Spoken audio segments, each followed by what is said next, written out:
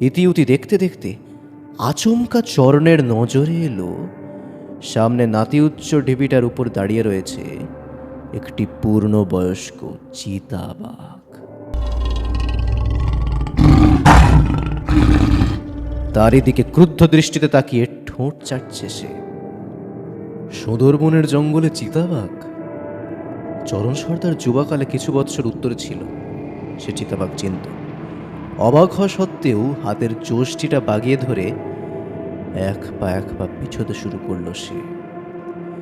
এইভাবে 2-3 পা পিছোতেই বাঘটা কান ফাটানো গর্জন করে চরণের উপর ঝাঁপিয়ে পড়ল।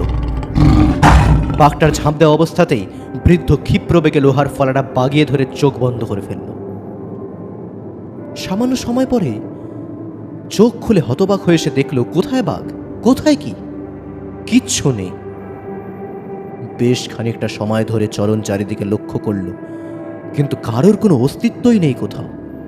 অগত্যা পুরোপুরি আশ্বস্ত হয়ে বাড়ির দিকে পা বাড়াতেই হঠাৎ টের পেল ঠিক তার পিছনেই কেউ একটা দাঁড়িয়ে রয়েছে। মড়মড় করে শুকনো পাতায় তার পায়ের আওয়াজ হচ্ছে, এবং সেটি আর যাই হোক বাঘ নয়,